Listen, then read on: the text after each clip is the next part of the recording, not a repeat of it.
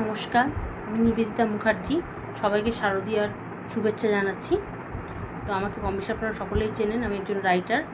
আমার লেখা, গান লেখা, ইউটিউব ভিডিওগুলির মাধ্যমে বিদ্যুৎ ক্রিয়েশন আপনাদের অধিকাংশ মানুষের সাবস্ক্রাইব করা, যেটা কিনা চ্যানেলটিকে চ্যানেল আর নিবেদিতা ক্রিয়েশন চ্যানেলটাও সাবস্ক্রাইব করে রাখবেন। আমার বইয়ের সম্বন্ধে এগুলোতে আপডেট পাবেন, যে বইগুলো এসেছে বা আসবে।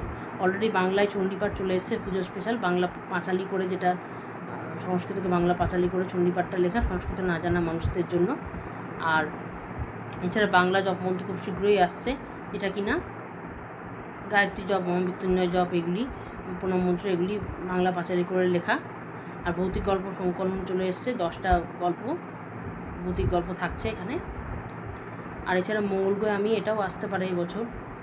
প্রকাশক একটু অসুস্থ, সেই জন্য এটা গ্যারেন্টি দিতে পারছি না আসবে কিনা। এটাও সায়েন্স ফিকশনের গল্প। এবং এখানে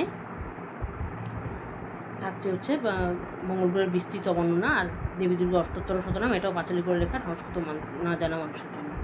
তো এই 5টা বই মোটামুটি এই বছর থাকছে। আর ভূত বউটাও, ওটা বলা হয়নি, ওটা গত বছর ছাপা হয়ে গেছিলো। তো যাই হোক, ওটাও যারা নিতে চান, এই বইগুলি যারা নিতে চান, আমার থেকে 20% ছাড়ে পাবেন। যদি কলকাতা বইমেলা থেকে কেনেন তাহলে স্টল নাম্বার বলে দেবো। যারা নেবেন তারা এখানে কমেন্টে লিখবেন এবং তাদের নাম, ফোন নাম্বার এবং অ্যাড্রেসটা দিয়ে দেবেন। আমি কন্ট্যাক্ট করে বলে দেবো কীভাবে আপনারা বইটা পাবেন, আমার থেকে বইটা পাবেন। আর ন্যাশনাল লাইব্রেরিতে যদি পান সেটাও আমি জানিয়ে দেবো। এবার যেটা বলার, পরের বছর পূজা পঞ্জিকা পুরো একটি বই ছাপা হতো, কিন্তু পঞ্জিকার ব্যাপারটা আমি রাখছি না, একটু অসুবিধার কারণে। ওটা আমি পূজা পদ্ধতি করে দিচ্ছি, মানে পুজোর পদ্ধতিগুলো শুধু থাকছে। একটা পাঁচালির মাধ্যমে একটা পুজো, উপকরণ, বিধি, ভোগ, এবং যেগুলো ভোগগুলো ইম্পর্টেন্ট বা ভোগগুলো ধরুন রেসিপিগুলো কঠিন, রেসিপিগুলো ছোটো ছোটো করে বলে দিচ্ছি। বিভিন্ন দেশ বিদেশের পুজোগুলো ছোটো করে থাকছে। এই সমস্ত কিছু একটা বইয়ের মাধ্যমে আপনারা পাবেন। এছাড়া মন্ত্রগুলি পাঁচালি করে থাকছে, এটা মেন ব্যাপার। আপনারা মন্ত্রগুলি পড়ে বাকি অংশটা ফলো করে নিতে পারবেন। আর এছাড়া কোনো কোনো পুজো ছোটো ছোটো করে থাকছে এর সঙ্গে।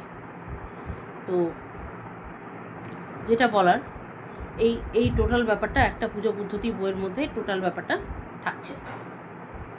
তো এটাই মেন বিষয়বস্তু। তো ওই পূজা পদ্ধতি বইটা আপনারা নেক্সট ইয়ারে পেয়ে যাবেন। এটা একটা পার্টেই ছাপার চেষ্টা করবো, যদি বিশাল বড় হয়ে যায় সেক্ষেত্রে 2টো পার্ট করতে হবে, সেক্ষেত্রে 1.5 বছর টাইম লাগবে। তারপরে যেটা ছাপা হচ্ছে সেটা হচ্ছে সহজ বাংলা অভিধান। এটা শব্দভাণ্ডার নাম দিয়েছিলাম, কিন্তু ভেবে দেখলাম যে সহজ করে লেখা হচ্ছে, সহজ বাংলা অভিধান নামটাই ঠিক। এর আগে একটা মিনি অভিধান ছাপা হয়েছে, যেখানে কিনা বাচ্চাদের জন্য ছোটো ছোটো করে কিছু শব্দের, লিমিটেড কিছু শব্দের মানে দেওয়া হয়েছিল এবং তার সঙ্গে ছোটো ছড়া করে দেওয়া হয়েছিল। কিন্তু এখানে তা থাকছে না, এখানে শব্দের সহজ করে মানেটা থাকছে। আর অনেকেই আমাকে বলেছে যে একটা ব্যাকরণের বই লেখার জন্য। দেখুন, ব্যাকরণের বই এখন লিখতে গেলে আমাকে সেই বিষয়ে পড়াশোনা করতে হবে, কারণ সত্যি কথা বলতে কি আমার অনেক দিন চর্চা নেই। যদি আমি বাংলাতে মাস্টার্স করেছি, কিন্তু অনেক দিন চর্চা নেই বলে আমাকে আবার সেটাকে চর্চা করতে হবে। এটা অনেক সময় সাপেক্ষ ব্যাপার, সেই জন্য এখন সেটা না করে এই অর্থের মধ্যে আমি ব্যাকরণগত প্রয়োগটা বলে দিচ্ছি। আমি একটু উদাহরণ দিয়ে বলে দিচ্ছি। প্রথমে আমি ওটা নিয়ে একটা কন্টেন্টের একটা লিখেছি, পাঁচালি লিখেছি, সেটা আগে পড়ে দিই। শুরু হবে সহজ বাংলা অভিধান, বাংলা শব্দে অর্থ পরিনিরূপণ, ছোটো বড় সবাই পড়ে সহজে, সহজ অভিধান পাবে বিস্তারে। অর্থাৎ সহজ করে মানেটা বিস্তারিতভাবে বাংলা শব্দে অর্থ নিরূপণ করি। খুব শীঘ্রই এই গ্রন্থ করলবন, মন দিয়ে এটি করো পঠন, সবাই কিনে রাখো এটি একটি করে, স্বল্পমূল্যে কিনে রাখো ঘরে ঘরে। স্বল্পমূল্যে এটা ঘরে ঘরে কিনে রাখো একটি করে, এবং এই গ্রন্থ খুব শীঘ্রই পাবেন। এবার একটা উদাহরণ দিয়ে বোঝাচ্ছি। ধরুন, বাংলা শব্দের প্রথম অর্থ অ। সাধারণত ডিকশনারিতে প্রথম শব্দ থাকে অ। এটি একটি বাংলা স্বরবর্ণ, বাংলা বর্ণ এবং স্বরধ্বনি। এটি বর্ণমালার প্রথম বর্ণ, বিভিন্ন অর্থে ব্যবহৃত হতে পারে, যেমন না বা অভাব, অল্পতা, ঔন্নত্য, সাদৃশ্যগুলো সব মানে করে করে আমি পুরো বলে দিয়েছি। বিভিন্ন অর্থ ব্যবহার, না বা অভাব বোঝাতে, অল্পতা বোঝাতে উদাহরণ দিয়ে বলে দিয়েছি, উদাহরণগুলো সুন্দর করে বলে দিয়েছি। এবং উদাহরণ অল্প, অকিঞ্চন এবং অন্য অনৈক্য, বিভিন্ন ধরনের উদাহরণ অজ্ঞান, কোন কোন সব, ধরুন একটা বাক্যে বা মানেটা প্রয়োগ করে, যেমন একটা বোঝাচ্ছে অজ্ঞান বিরোধ বোঝাতে, কোনো কিছু বিপরীত বা বিরোধ বোঝাতে ব্যবহৃত হয়। এরকম অনিত্য সব কিছু উদাহরণ দিয়ে বুঝেছে। আদ্য স্বরধ্বনি হিসেবে বাংলার একটি মৌলিক স্বরধ্বনি। এইভাবে একটা, ধরুন 8 পাতা জুড়ে, 8 পাতা না হোক তার কমই, কিন্তু মানে অনেকটা বিস্তারিত করে মানেটা আমি বলে দিচ্ছি সহজ করে। এতে আপনার ব্যাকরণগত প্রয়োগটা পেয়ে যাবেন, সেই জন্য এর নাম সহজ বাংলা অভিধান। ঠিক আছে? এবং এটা প্র্যাকটিক্যাল একটা শব্দ অভিধানই, ওই ভোকাবুলারি ডিকশনারি যাকে বলে সেটাই, বা ওয়ার্ড ডিকশনারি।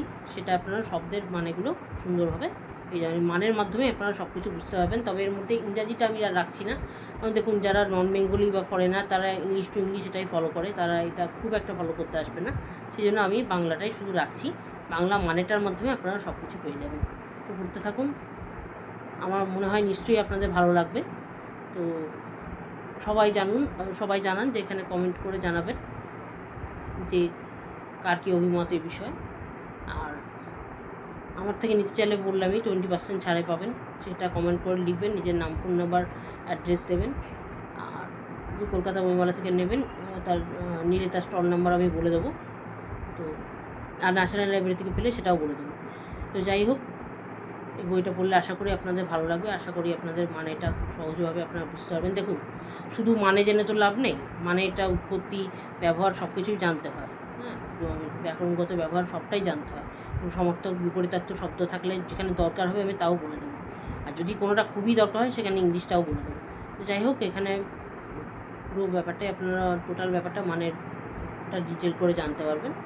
এটুকুই বলার, আমার আজকে এইটুকুই বলার ছিল। সবাইকে শারদীয় শুভেচ্ছা জানাচ্ছি আবারও। আচ্ছা, আজ এখানেই বিদায় নিচ্ছি, সবাইকে সুপ্রভাত জানিয়ে আজ এখানেই বিদায় নিচ্ছি। ভগবান আপনাদের মঙ্গল করুন। আজ এখানেই বিদায় নিচ্ছি, নমস্কার।